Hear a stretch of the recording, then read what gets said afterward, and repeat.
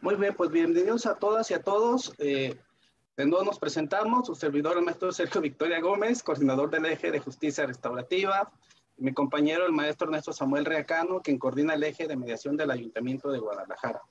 Les comentaba que el Ayuntamiento de Guadalajara impulsa esta semana de la mediación porque debemos de llevar esta herramienta a la mayor cantidad de ciudadanos y de profesionistas posible, ¿no?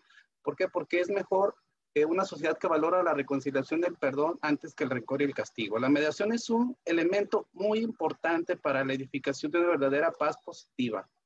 Si buscamos crear un estado de paz, debe contar con condiciones de justicia y equidad, y para ello es necesario que el sistema de justicia fomente esta herramienta, como es la mediación, y debe ser prioritario para que el gobierno lo fomente, y una ciudadanía que esté educada en competencias de diálogo, empatía, cooperación y construcción de acuerdos. Brindamos pues este taller buscando contribuir a la resolución positiva de conflictos, a la cultura de paz desde la mediación. Por ello, el día de hoy tenemos una gran ponencia, como lo han sido todas las de esta semana de la mediación, llamada Perfil por Competencias en la Dirección de Procesos de Mediación, la cual es en colaboración con el Centro Integral de Resolución de Conflictos CIREC de Costa Rica, que es coordinado por nuestra amiga, la licenciada Lindsay Tencio Villafuerte, a quien le enviamos nuestro agradecimiento y un caluroso agradecimiento.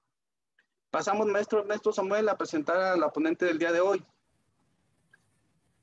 La licenciada Katia Escalante Barbosa es licenciada en Psicología de la Universidad de Costa Rica, mediadora y conciliadora certificada por el Programa de Resolución Alterna de Conflictos de la Corte Suprema de Justicia en convenio con AID. Es capacitadora en el tema de conciliación de la Escuela Judicial de la Corte Suprema de Justicia desde el año de 1996. Es instructora en Desarrollo Humano y Superación Personal de Silvan Min, Control de Centroamérica y Silvan Min Institute, Laredo, Texas. Ha certificado mediadores desde el año de 1996 hasta la actualidad, impartiendo el curso de certificación con los colegios profesionales de psicología.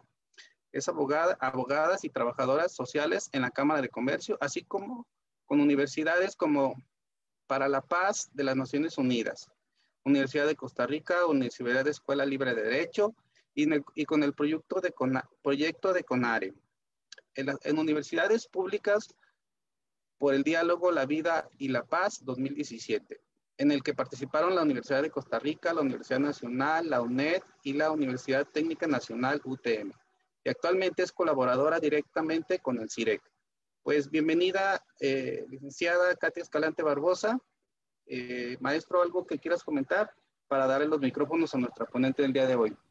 Gracias, maestro Sergio. Pues nuevamente repetirles a las personas que nos están viendo por Guadalajara por La Paz, que dejen su nombre completo y su correo electrónico en un solo mensaje, por favor, en un solo mensaje para la asistencia. Y bueno, sin más preámbulo, adelante, bienvenidas, todos sobre los micrófonos. Bienvenidos. Muchísimas gracias. Bienvenidos a todos y a todas a esta actividad formativa. Quisiera, antes de iniciar, dar un agradecimiento especial al Ayuntamiento de Guadalajara a través de la Secretaría General y los ejes de Justicia Restaurativa y Mediación por la coordinación de este evento en la Semana de la Mediación. Un agradecimiento al Secretario General del Ayuntamiento de Guadalajara, el licenciado Víctor Sánchez Orozco, al maestro Sergio Victoria Gómez, coordinador del eje de Justicia Restaurativa por la alianza con el CIREC y considerarnos siempre en estos espacios, y al maestro Ernesto Samuel Reacano, coordinador del eje de mediación. Quisiera también aprovechar la oportunidad para agradecerle a la licenciada Lindsay Tencio, directora del CIREC, porque ella es una gran lideresa de los equipos de trabajo que definitivamente estamos trabajando en Costa Rica por impactar en una cultura de paz, y creo que eso no sería posible sin el liderazgo que ejerce doña Lindsay, así que le agradezco muchísimo la invitación y hago público ese reconocimiento. Muchas gracias. Vamos a empezar con nuestra conferencia el día de hoy. Si a ustedes les parece, podríamos esperar como a terminar la conferencia, porque no quisiera, vamos a ver, les voy a contar algo, me voy a confesar con ustedes. A mí me encanta, amo el tema de mediación. Entonces, si me hacen una pregunta, me quedo en esa pregunta todo el rato. Entonces, si a ustedes les parece, terminamos la presentación para que ustedes tengan toda la información que les preparamos con mucho entusiasmo para el día de hoy y con muchísimo gusto vayan anotando sus preguntas y al final dejamos un espacio para que ustedes las puedan externar, si les parece. ¿Sí? Ok, entonces les voy a compartir la presentación. Ustedes me dicen si se ve bien.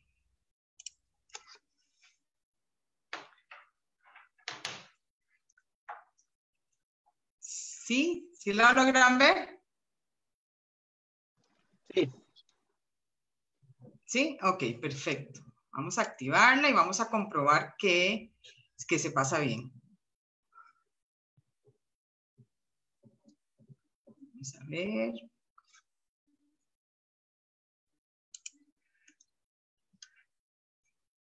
¿Sí la estamos viendo ahí? Vamos a pasar la primera. ¿Sí pasó? Perfecto.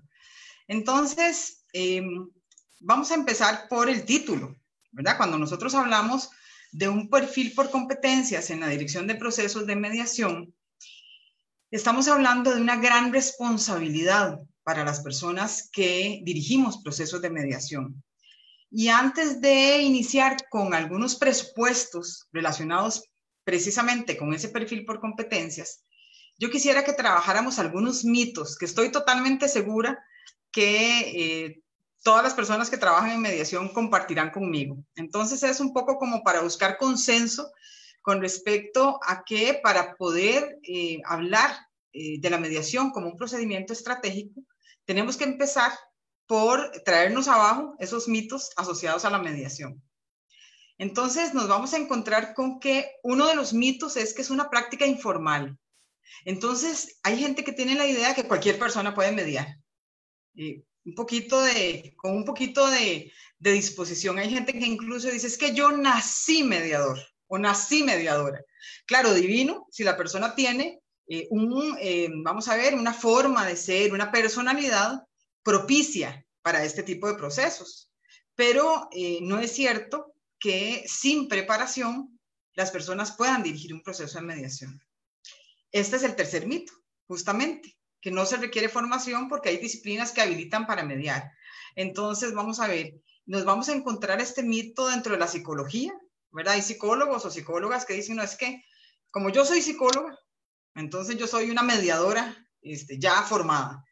Igual nos encontramos en el campo del derecho, de la sociología, del trabajo social, incluso en muchas otras disciplinas, donde por tratarse de, vamos a ver, de formaciones que de alguna manera relacionan a las personas con la solución de conflictos, se parte del supuesto de que la profesión en sí misma me permite, me habilita para conducir estratégicamente un proceso de mediación. Otro de los mitos es que el rol de la persona que media consiste solo en moderar. Y yo sé que si hay personas acá, que sé que lo hay, que dirigen procesos de mediación, esto les puede causar risa, ¿verdad? Hay gente que dice, no, es que es solo como dar la palabra, más o menos, ¿verdad? Como usted que plantea y a usted que le parece, y qué pena que coinciden o qué dicha que coinciden, ¿verdad? Entonces, el rol de la persona que media es muy complejo y lo vamos a ver ahora con el repaso que vamos a hacer de las competencias que se supone debe tener un perfil ideal para la conducción de un proceso de mediación. Y el otro mito es que solamente las personas profesionales en derecho pueden ser mediadoras. Nos vamos a encontrar normativa en diferentes países y en la experiencia comparada nos dice que efectivamente hay algunos campos que limitan la posibilidad de mediar o conciliar a profesionales en derecho. Vamos a ver, las normativas más modernas tienen un enfoque multidisciplinario. Eso significa que reconocen el valor que las diferentes disciplinas aportan en la conducción de procesos de mediación. Lo que sí es cierto es que un sistema o un centro de mediación no puede funcionar sin asesores legales, que eso es diferente. Asesores legales que le den legitimidad al acuerdo y que obviamente puedan cumplir con los requisitos legales que establece el funcionamiento propiamente de un centro de mediación. Entonces vamos a partir de una premisa fundamental. Se requiere un perfil por competencias para poder dirigir procesos de mediación. Y entonces vamos a hacer un repaso, porque yo sé que ustedes lo saben, de a qué nos referimos con competencias. Entonces vamos a encontrarnos una definición de Ana María Catalana, una de las expertas en el tema de diseño curricular basado en competencias, que nos dice que es un conjunto identificable y evaluable de capacidades que permiten desempeños satisfactorios en situaciones reales de trabajo de acuerdo a estándares históricos y tecnológicos vigentes.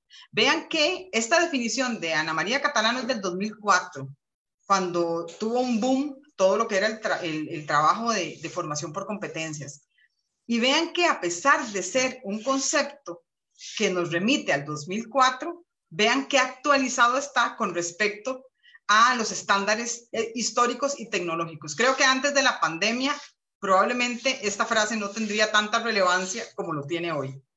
Entonces, si revisamos ese concepto, nos estamos dando cuenta de que estamos hablando de capacidades que las personas tienen. ¿Para qué? Para poder hacer bien algo, o sea, desempeños satisfactorios. Situaciones reales de trabajo, bueno, las situaciones reales que nos exigen el campo nuestro, la mediación. ¿Qué son estándares?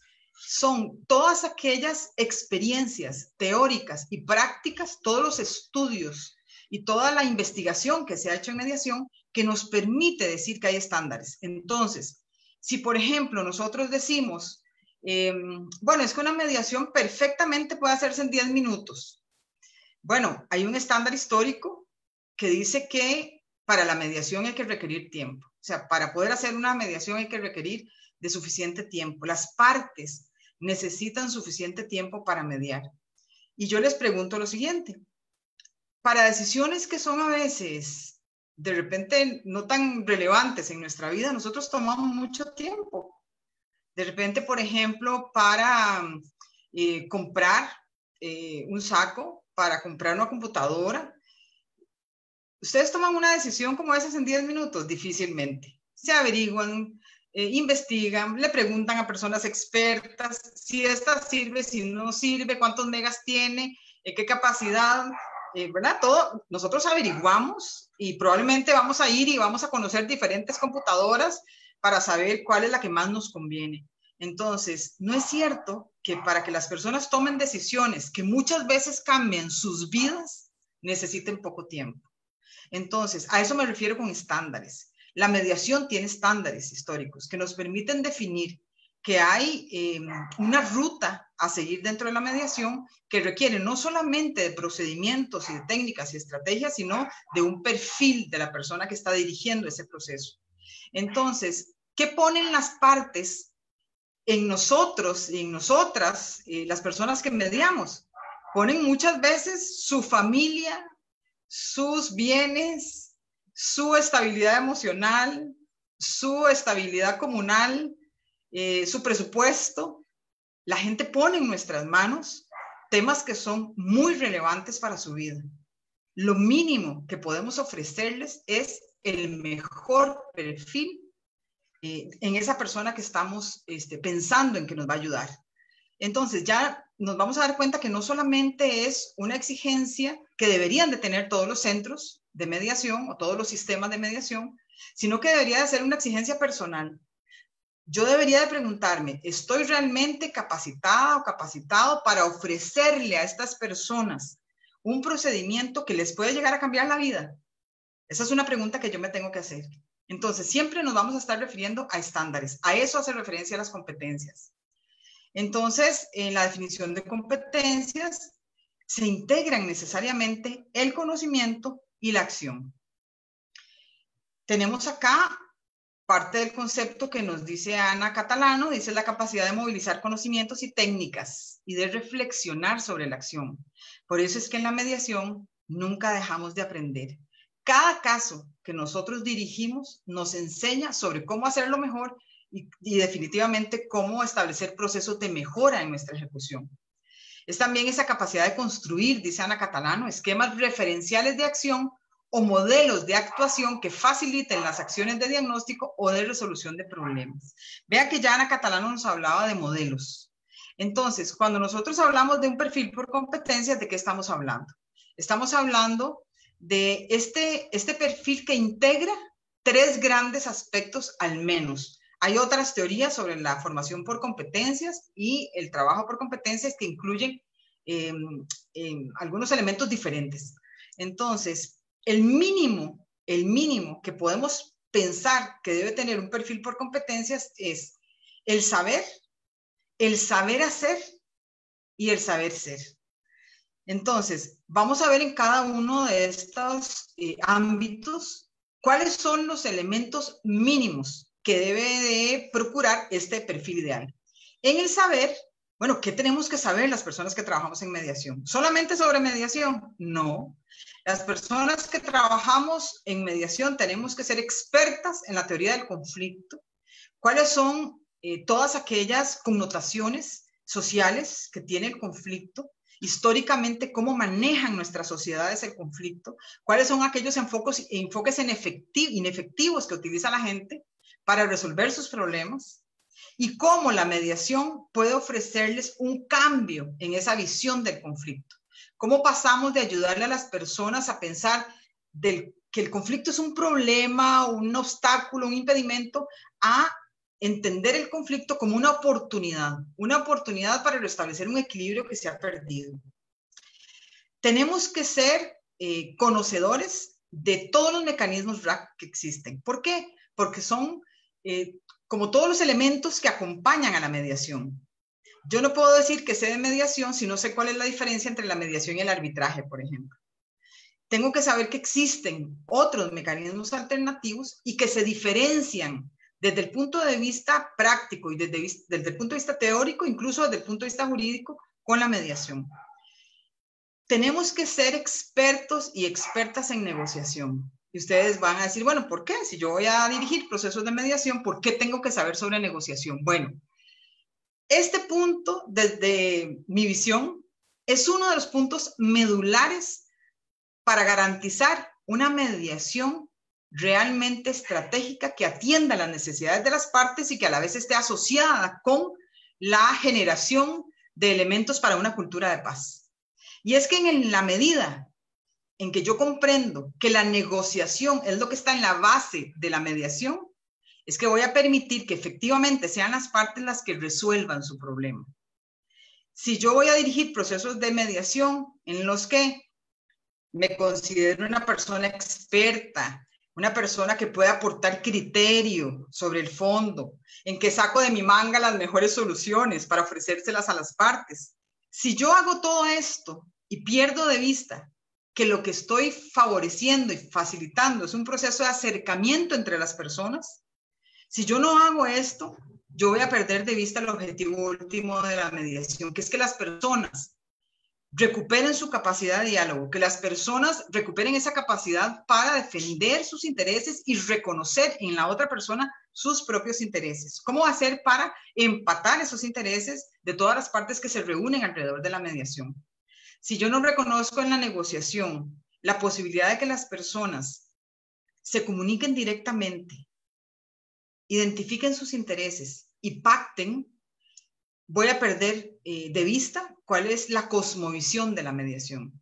Cada vez que nosotros hacemos una mediación en la que reconocemos que lo que está en la base es la negociación entre las partes, estamos aportando definitivamente a lo que es cultura de paz.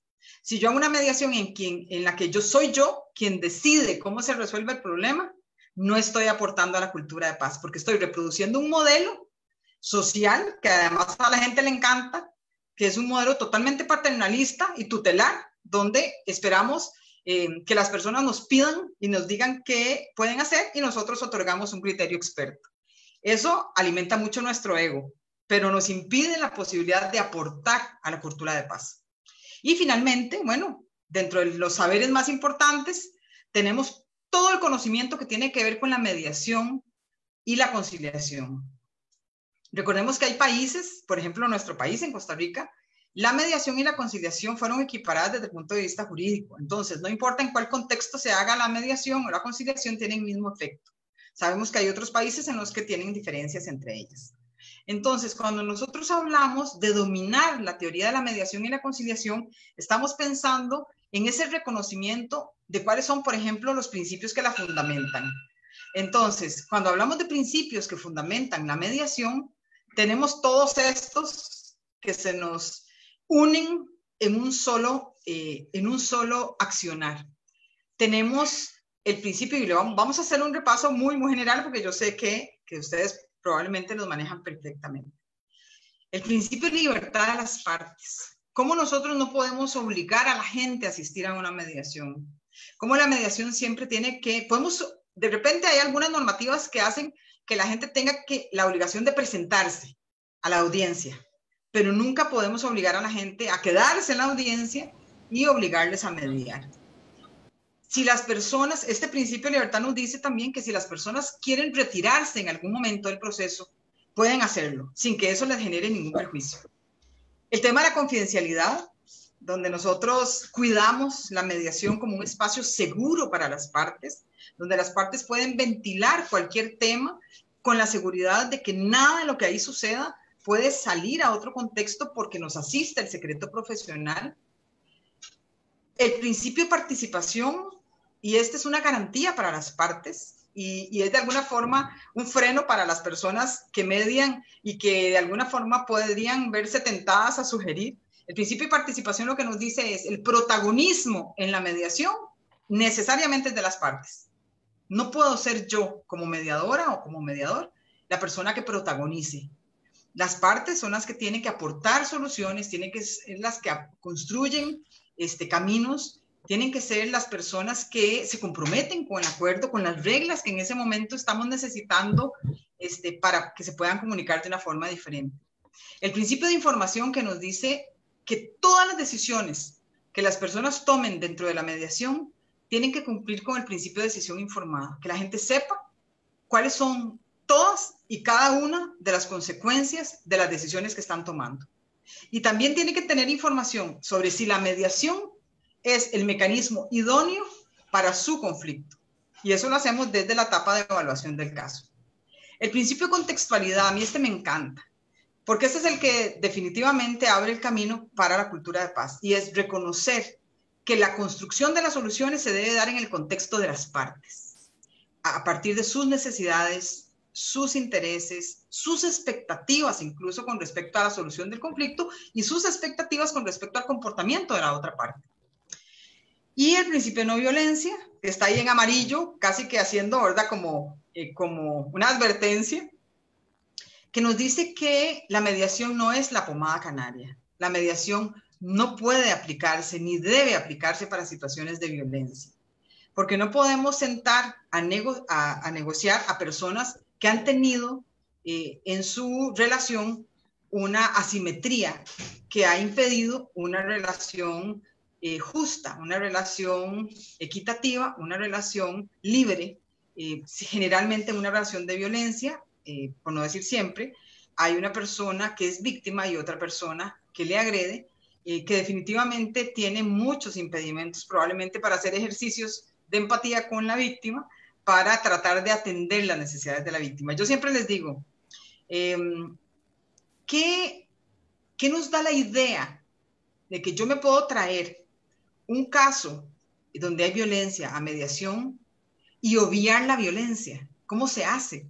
Yo les cuento, por ejemplo, que en los contextos judiciales es muy propio que en los juzgados de pensiones alimentarias se convoque a la gente a conciliar. Claro, uno dice, claro, perfectamente, la pensión alimentaria es un tema típico en los sistemas judiciales para convocar a mediación. El tema es, ¿estoy garantizando yo que en esa relación de las personas no hay violencia? Porque resulta que cuando se hace un análisis de muchos de los casos que ingresan a estos juzgados de pensiones alimentarias, nos encontramos con relaciones de violencia. Entonces, ¿cuál es la justificación que muchas veces utilizan las personas juzgadoras, que dicen los jueces y las juezas? No, es que aquí no vamos a hablar de la violencia, vamos a hablar solamente de la pensión alimentaria. Entonces, la pregunta que nos hacemos es, ¿cómo hacemos para suscribir de la relación violenta toda la historia de violencia para que la gente libremente hable sobre el tema de pensiones alimentarias? Entonces nos vamos a encontrar, como ha sucedido y en los análisis que se han hecho en la experiencia comparada, que en muchos juzgados, en muchos tribunales, en muchos poderes judiciales del mundo, los acuerdos que se hacen muchas veces en pensiones, en el tema de pensiones alimentarias, son acuerdos injustos. ¿Por qué? Porque la víctima suscribe acuerdos por mucho menos de lo que realmente ocupan las personas menores de edad para su supervivencia y su sobrevivencia. ¿Por qué? Por temor, ¿verdad? Suscriben acuerdos que son a veces hasta ridículos, con tal de no contrariar, ¿verdad?, a la persona que le ha agredido.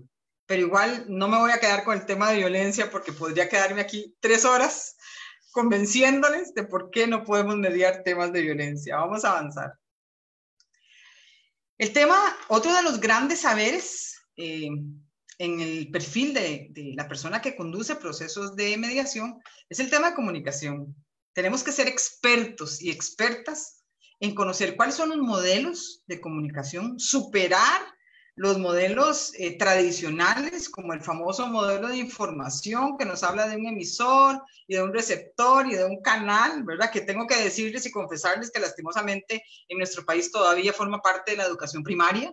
Es un modelo que reproduce una estructura vertical, es un modelo que no permite una interacción en el plano de la horizontalidad. Y bueno, tenemos que saber que hay otros modelos, como el modelo de interlocución que nos desarrolla Calvelo Ríos. Yo les recomiendo que lo busquen. Calvelo Ríos nos habla del modelo de interlocución como ese modelo en el que todas las partes se ubican en un plano de horizontalidad para poder conversar, para poder transar. Nadie tiene una posición de poder, no hay alguien que emite un mensaje y otro que lo recibe por allá, sino que todas las personas interaccionan a un mismo nivel y con una misma posibilidad de aportar al proceso comunicativo.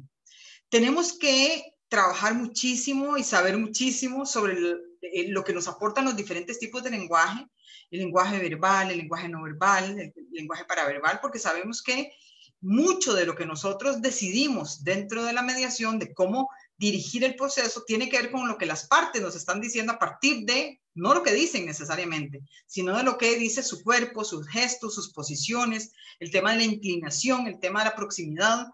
Y cuando nosotros manejamos todos estos elementos, vamos poquito a poco identificando la forma en que las personas se están involucrando dentro del proceso de resolución del conflicto. Tenemos que tener un nivel de atención muy importante, y eso es básico en la comunicación. Atención significa fijar mis sentidos físicos, o sea, poder ver y atender a la gente, y fijar mis sentidos internos. Esto es parte de la comunicación. Interesarme por lo que las personas nos están diciendo. Y definitivamente, y lo dejé de último porque para mí es lo más importante, el tema de escucha. Definitivamente el poder manejar técnicas específicas de escucha es fundamental. Muchas de las personas que nos solicitan ayuda no han logrado resolver sus conflictos porque nunca se han sentido escuchados.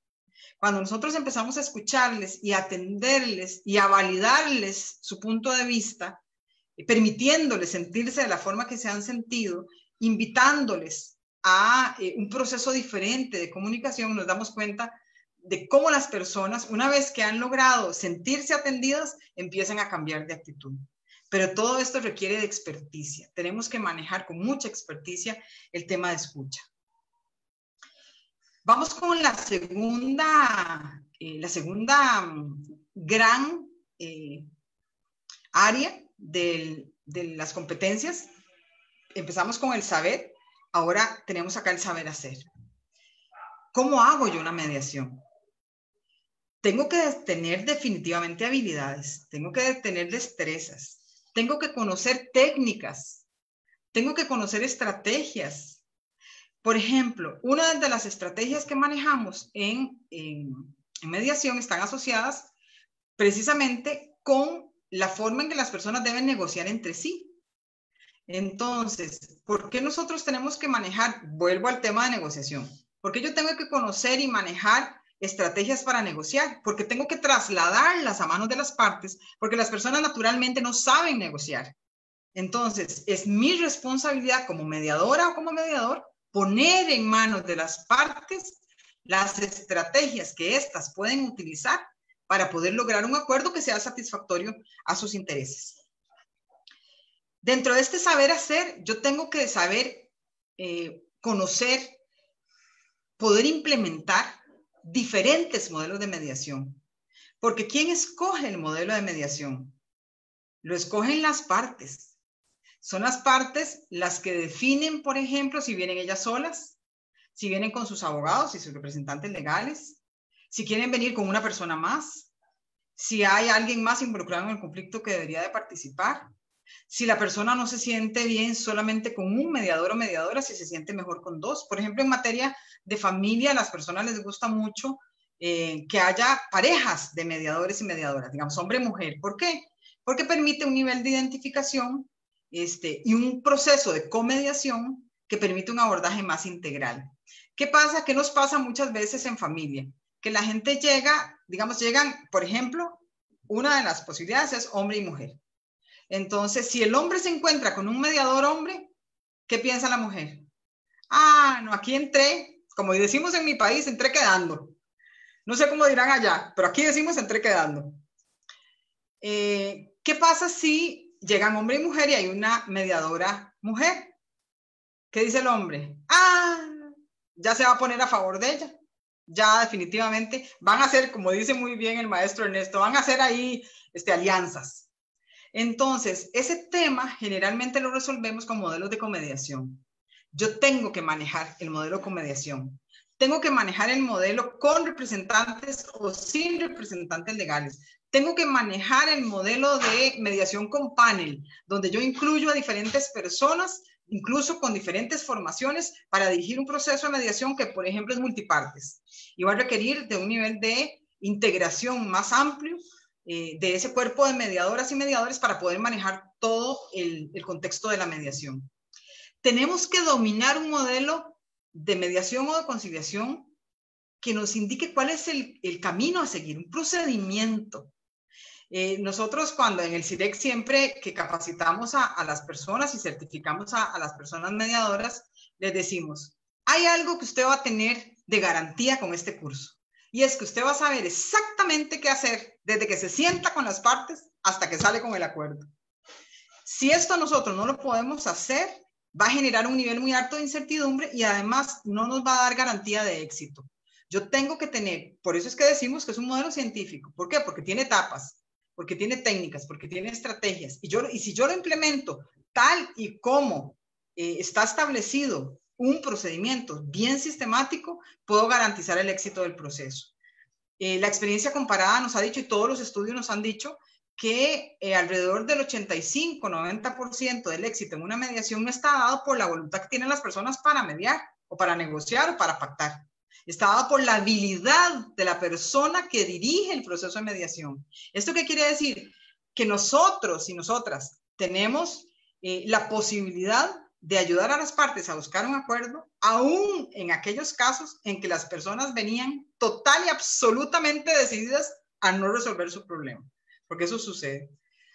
Y obviamente tenemos que conocer y dominar el marco jurídico que nos permite definir cuáles son los alcances de los procesos de mediación.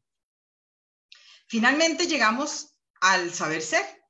Recordemos entonces que las competencias tienen tres grandes áreas: el saber hacer y el saber ser. El saber ser tiene que ver con actitudes, tiene que ver con el marco ético, tiene que ver con los valores y con todas las aptitudes asociadas a la inteligencia emocional. Así es. La gente dice, bueno, pero ¿qué tiene que ver la mediación con inteligencia emocional? A ver, si yo tengo a un mediador o una mediadora que en medio proceso se va a enojar con las partes, si por ejemplo las partes están incumpliendo alguna regla y les pegan una gritada, nos damos cuenta que se necesita inteligencia emocional. Se necesita mucha paciencia con las partes. Eso es inteligencia emocional. Se necesita tener la capacidad de salirnos de nuestro estado emocional para poder ver el proceso y no involucrarnos con lo que ahí está pasando, ni sensibilizarnos demasiado, que dejamos de poder ayudar, ni involucrarnos de manera muy ajena, ¿verdad? Siempre tenemos que buscar como un punto medio. Entonces, cuando nosotros hablamos de este saber ser, es cuando nos damos cuenta de que hay grandes áreas de nuestro conocimiento y de nuestra experticia en mediación, que tienen que ser muy bien trabajadas. Y aquí tenemos esas 3 grandes áreas que como mínimo nosotros tenemos que trabajar mucho para fortalecer nuestro perfil. La primera tiene que ver con el tema de poder. Y el poder hace referencia a diferentes esquemas. No solamente es cómo manejo yo como mediador o como mediadora el poder, sino cómo permito que las personas se relacionen a partir de las estructuras de poder. Entonces, la primera revisión es una revisión personal, por eso decimos que es la parte del saber ser. Esa revisión personal que me dice, a ver, yo tengo la capacidad de ponerme en un plano horizontal con las personas, tengo claridad en que no soy la persona que va a dirigir el proceso en cuanto al contenido, a la forma. Tengo un claro en que no son mis puntos de vista los que van a prevalecer acá. Tengo claro de que yo no tengo la posibilidad de elegir cuál solución es la mejor. Todo eso tiene que ver con esa revisión que yo me hago con respecto al poder. Y en el segundo momento es, ok, ¿qué tipo de relación tienen las partes en relación al poder? ¿Cómo se comunican? La forma en que se comunican les está permitiendo identificar y posicionar sus intereses, o hay un desequilibrio de poder. Si hay un desequilibrio de poder, yo tengo que manejar, no solamente poder identificarlo, sino tengo que manejar técnicas y estrategias para poder balancear ese poder. El segundo gran tema es el tema de género y violencia. ¿Por qué este tema tiene que ver con la mediación? Vamos a ver, porque las mujeres y los hombres hemos sido socializados de manera diferente en relación al conflicto. Entonces, tenemos que conocer cuáles son esas connotaciones que puede tener el conflicto, que pueden estar sesgadas por el tema de género, por las vivencias de género, por la socialización de género. Y por otro lado, el tema de violencia lo que nos dice es que yo tengo que tener un sensor muy particular para detectar cuando la relación entre las partes está generando un proceso de negociación que no es equitativo. Y para eso yo tengo que formarme, porque esto no se trae solo. Yo tengo que conocer cuáles son las microviolencias, tengo que conocer cuáles son las actitudes de las partes que pueden constituir violencia. Tengo que saber si eso es posible de manejarlo en mediación o no, porque si de repente son actitudes aisladas, lo podría manejar. Si tiene que ver nada más con el tema de poder, lo podría manejar. Pero si tiene que ver con violencia estructural, no lo puedo manejar. Y entonces tendría que reconocer que el caso no es posible de continuar en mediación. Y este otro tema que lo puse bien grande, que tiene que ver con el tema de ética. Nuestra práctica definitivamente tiene que estar dentro de un marco deontológico que dirige nuestra actuación. Entonces, vamos a ver que el poder identificar el que tenemos una ruta de trabajo, una ruta ética de trabajo en mediación es sumamente importante. No solamente para validar la mediación como un mecanismo idóneo para resolver conflictos, sino para posicionarla como un mecanismo válido a nivel social para resolver conflictos. En el momento en que la mediación se utilice de manera, a ver, lo voy a decir feo, lo voy a tratar de decir bonito, de manera retorcida, ¿verdad? Para satisfacer los intereses de alguien, ¿verdad? Únicamente, en ese momento vamos a dejar de posicionar la mediación como un mecanismo por excelencia para la resolución de conflictos. Entonces, acá recordemos desde el punto de vista ético el tema de por qué tengo que informar a las personas cuando la mediación es el mecanismo ideal o cuando no es el mecanismo ideal, cómo tengo que realmente guardar reservas sobre lo que ahí sucede, cómo tengo que obligarme, y ahora le vamos a dedicar un momentito especial al tema de la imparcialidad, cómo me tengo que obligar a comportarme de manera equitativa con las partes, cómo tengo que identificar si hay algún conflicto de interés que me genere o el conflicto o las partes, alguna de las partes en sí, cómo tengo que procurar siempre la justicia del acuerdo, no a partir de lo que yo considere justo, sino a partir del criterio de justicia de las partes.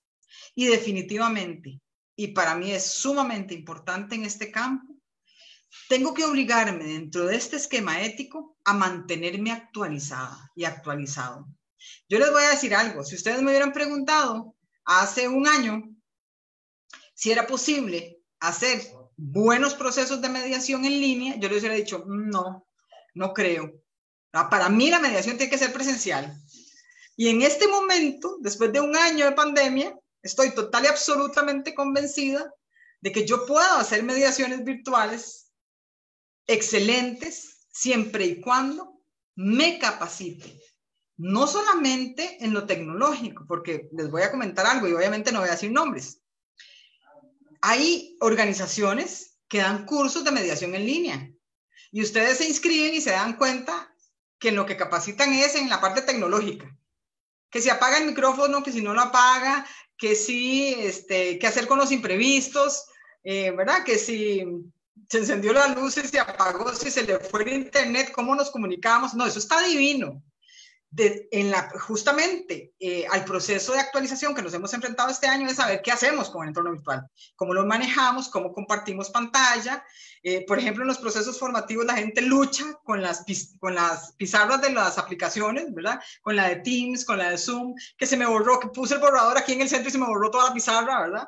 Bueno, ¿cómo buscamos alternativas, por ejemplo, para que la pizarra sea una presentación de PowerPoint con una pizarra divina donde yo puedo escribir, puedo manipular, ¿verdad? Y la gente se siente cómoda haciendo mediaciones en línea.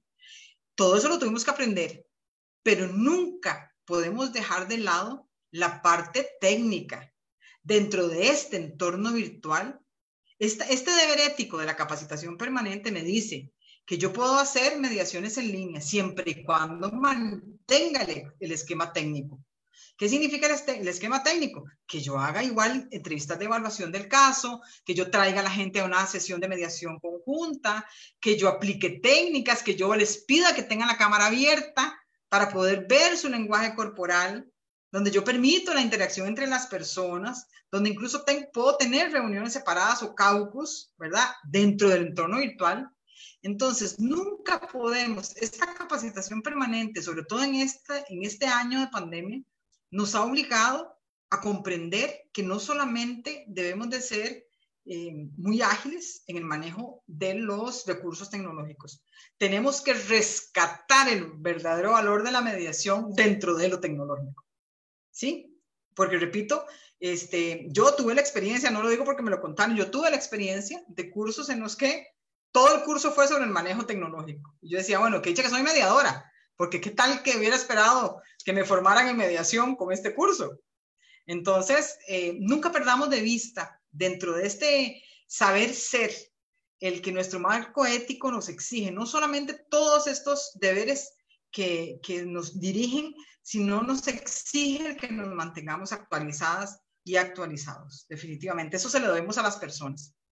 Les decía que íbamos a dedicar un momentito a detenernos en el tema de la imparcialidad. Cuando hablamos de imparcialidad y de esa obligación que tenemos de no favorecer a ninguna de las personas, por lo primero que tenemos que empezar es por reconocer que somos seres humanos, primero. Que como seres humanos tenemos valores, creencias y prejuicios. Y que es total y absolutamente natural y esperable que los tengamos. Pero tengo que tenerlos muy bien identificados. ¿Para qué? Para que todo esto no vaya a interferir con la conducción del proceso de mediación. Muchas mediaciones no terminan bien, las partes muchas veces no terminan satisfechas con el resultado porque sienten que de alguna forma el proceso, como que hubo una mano oculta ahí que iba dirigiendo el proceso hacia un fin, que de alguna forma la persona que dirige la mediación procuró un determinado resultado y eso es probablemente por el tema de los valores y de las creencias no identificados, no bien identificados. Entonces, ustedes pueden decir, bueno, pero entonces, ¿qué hago con mis valores, con mis creencias, con mis prejuicios? Bueno, yo los tengo claros. Yo tengo que tener muy bien identificado cuáles son mis prejuicios, por ejemplo, para poder identificar entonces y para poder replantearme si yo debo o no intervenir en un proceso de mediación. Ese sería el primer paso. Si yo debo excusarme de intervenir cuando yo reconozco que el caso en sí o las personas me generan a mí alguna tendencia a favorecer a alguna de ellas. Si yo lo tengo claro, que tengo claro mis valores, mis creencias y mis prejuicios y creo que las puedo controlar, creo que las puedo manejar, bueno, entonces me aboco al conocimiento del proceso de mediación de este determinado conflicto, con la certeza de que no voy a permitir que estos tengan injerencia en la conducción propia del proceso. Pero eso únicamente lo puedo hacer con una clara toma de conciencia. Y esto tiene que ver con nuestro marco ético. Que yo tenga la capacidad de verme a mí misma, de verme a mí mismo y de decir, a ver, para este caso yo no debería de mediar. En este caso yo no debería mediar. Me parece que me afecta en lo personal. Me parece que esta persona me cae mal. Desde que la entrevisté la primera vez me cae mal. Y creo que no tiene razón.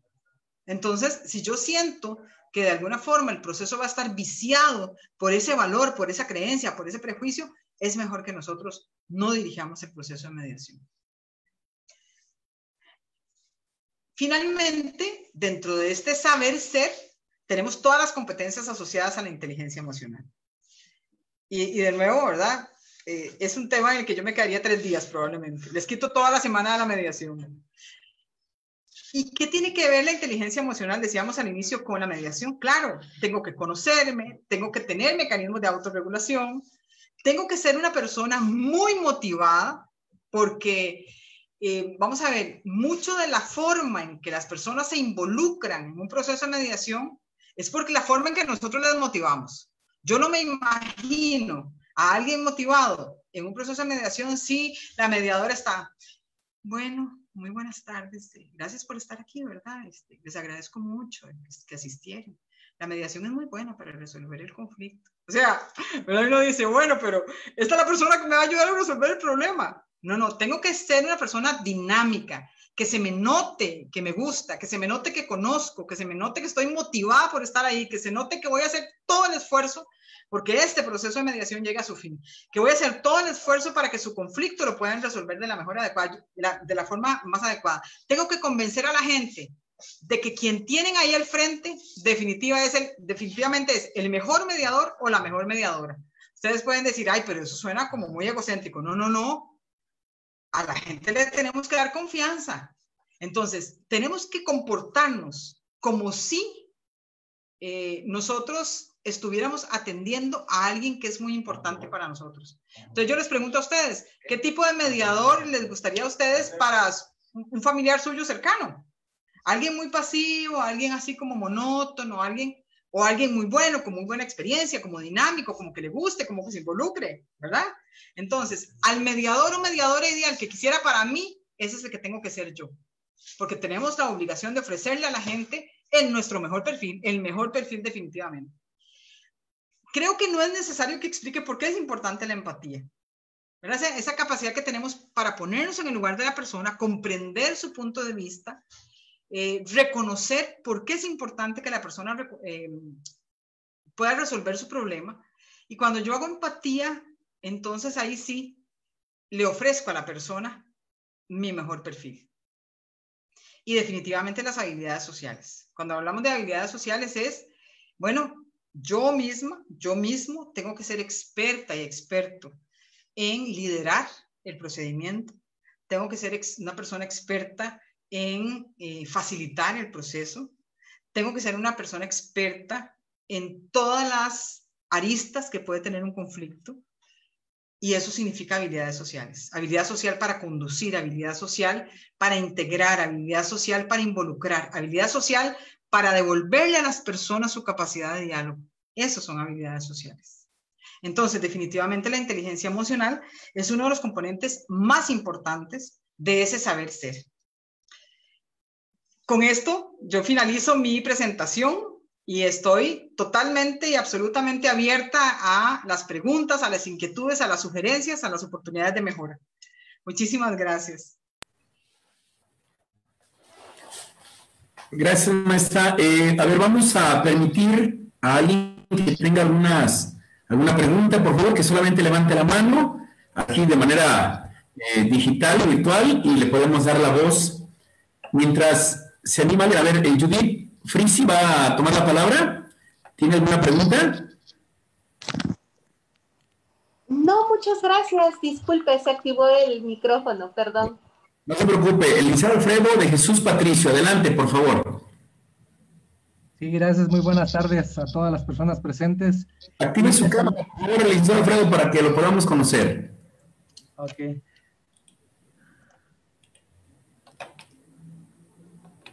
Adelante, por favor.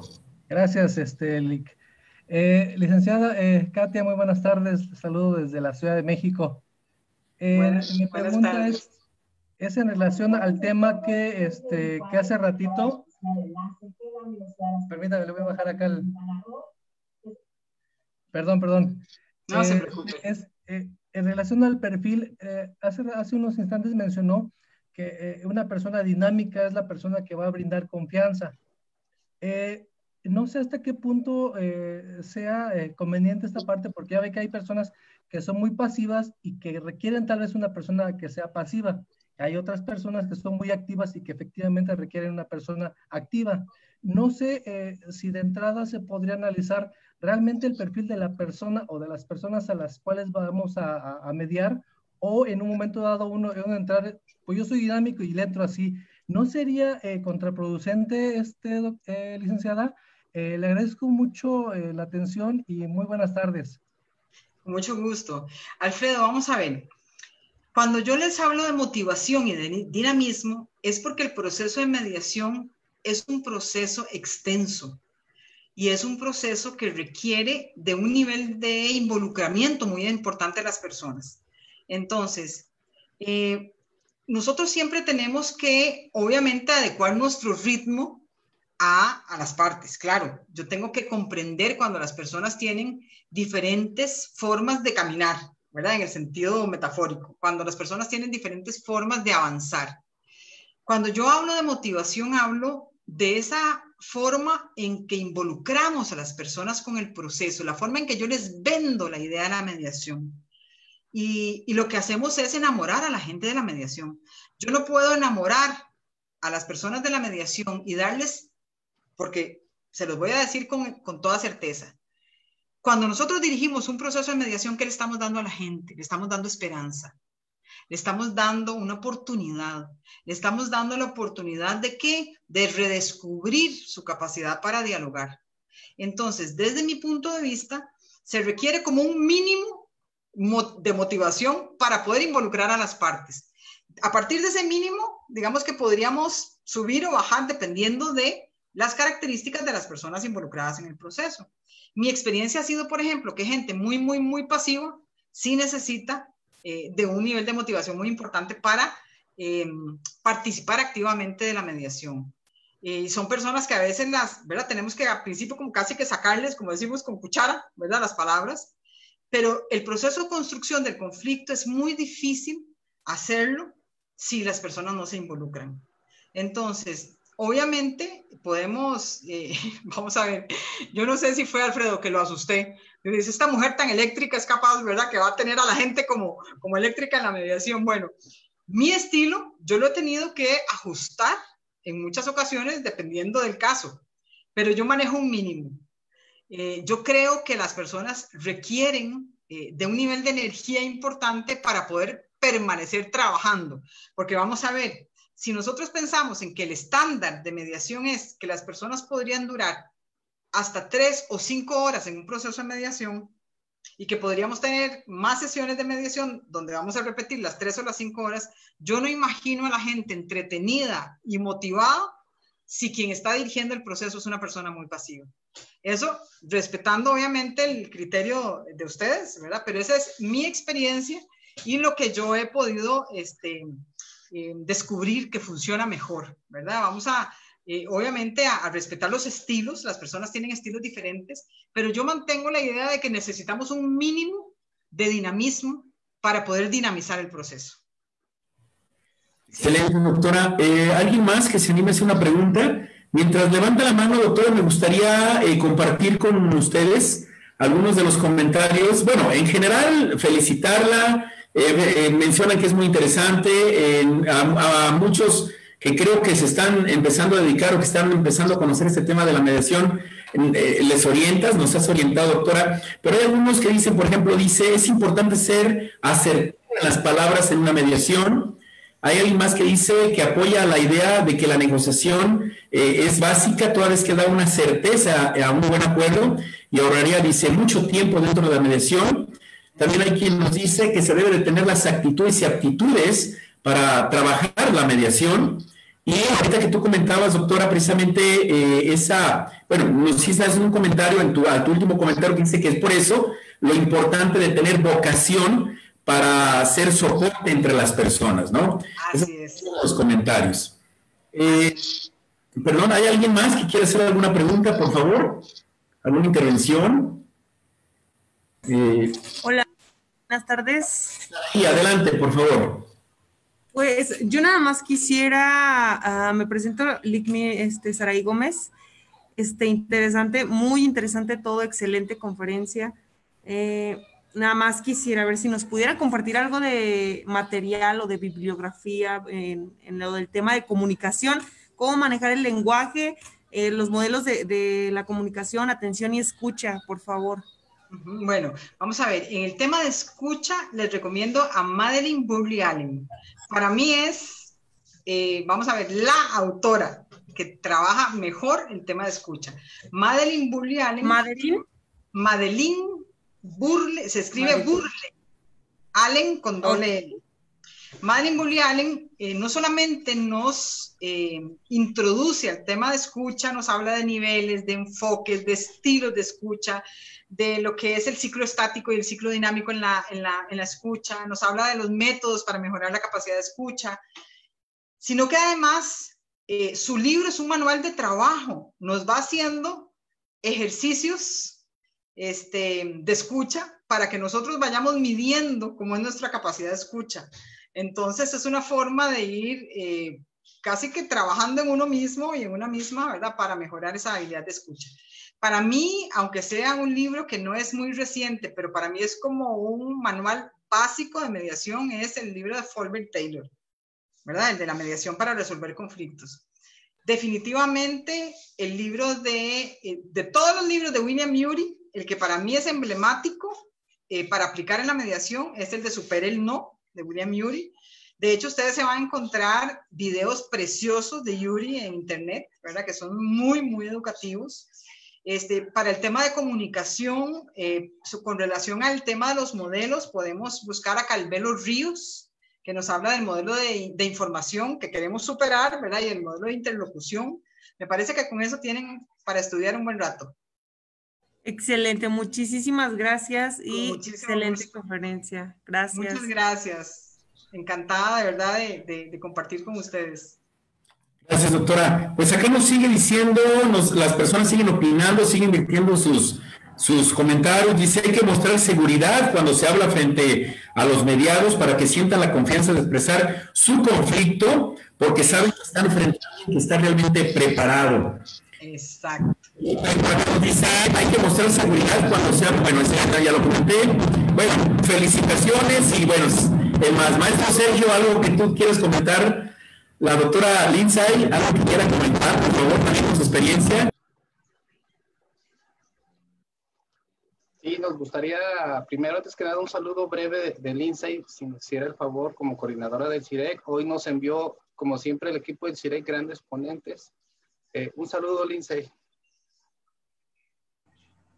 Un saludo cordial para todos y todas hoy. De verdad que muy agradecidas de poder compartir este espacio hoy con ustedes, siempre a la orden. Yo creo que desde que fuimos a México hicimos grandes alianzas, grandes amigos que ya hoy vemos fruto de todo ese esfuerzo que se realizó. Entonces, desde el centro, desde el Colegio de Profesionales en Psicología, siempre a la orden, siempre muy agradecidos con poder participar y compartir y poder traerles también excelentes ponentes que sabemos que pueden aportar a que construyamos cultura de paz, que es el objetivo tanto de ustedes como de nosotros. Entonces, muchísimas gracias y gusto de saludarlos. Un abrazo hasta Costa Rica, nuestro país hermano. Licenciada Katia Escalante Barbosa, muchísimas gracias por todo. Esta conferencia fue todo un éxito. No paramos de recibir felicitaciones de los asistentes en Zoom, en Facebook en vivo. Pero lo más importante es que creo que conseguimos remover las conciencias, hacer un autoanálisis de los asistentes sobre los procesos de mediación. Como sabes, ese era uno de nuestros objetivos.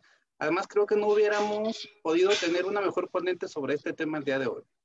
Yo personalmente me guardé en mi cabeza un par de cosas, la actualización constante y la ética profesional, que no debe faltar. Y pues a nombre del alcalde Ismael del Toro Castro, a nombre del secretario general Víctor Manuel Sánchez Orozco, de mi compañero Ernesto Samuel Reacano, pues a todos los asistentes y en especial a Katia Escalante, un abrazo y un agradecimiento total para todos. Muchas gracias. Maestro Ernesto, con muchísimo gusto, de verdad, encantadísima de compartir con ustedes. Yo a Lindsay nunca le puedo decir que no, así es que siempre que nos pidan ayuda, ahí vamos a estar, de verdad, para servirles. Muchísimas gracias. Gracias, doctoras. Nos están preguntando sus redes sociales, ¿dónde las pueden localizar, por favor? Adelante. Bueno, en la dirección del CIREC y en la página del CIREC con Lindsay. Y bueno, nosotras estamos enlazadas. Así es que con Lindsay podemos coordinar todo lo que ustedes requieran, con muchísimo gusto. Sí, por ahí vimos peticiones de nuestros invitados. Vamos a hacer por ahí un resumen y lo platicamos con Lindsay, a ver si nos pudiéramos coordinar, porque hay cosas que nos están pidiendo, que sugieren pues ampliar un poquito ciertos temas, y lo platicamos, Lindsay, y vemos. Sí, encantadísima. La interrupción. Yo también les puse en el chat los autores que doña Katia les mencionó. Les puse la página del CIREC, ahí también pueden encontrar la página de Facebook, por ejemplo. Y no, de verdad que muchísimas gracias, a la orden para poder ampliar lo que tengamos que ampliar. Y el reconocimiento también de parte del centro y del colegio para doña Katia, porque como ella dice, nunca nos dice que no, ¿verdad? Entonces siempre está con una gran disposición para colaborarnos. Entonces, de admiración y respeto también, doña Katia. Con muchísimo gusto. Ustedes saben que pueden contar conmigo y es un tema que me apasiona, así es que nunca puedo decir que no.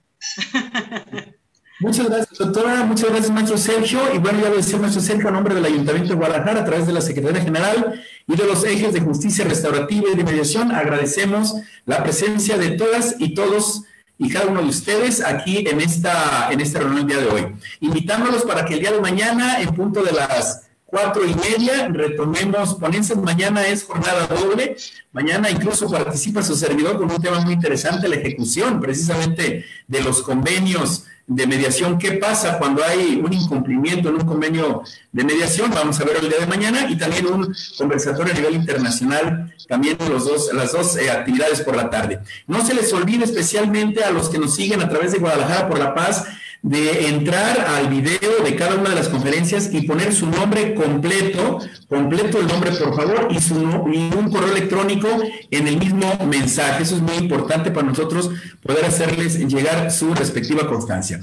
Bueno, pues nuevamente a todos y a todas, muy buenas tardes, salud y cuídense, no salgan, y si salen, usen cubrebocas. Muchas gracias y hasta luego.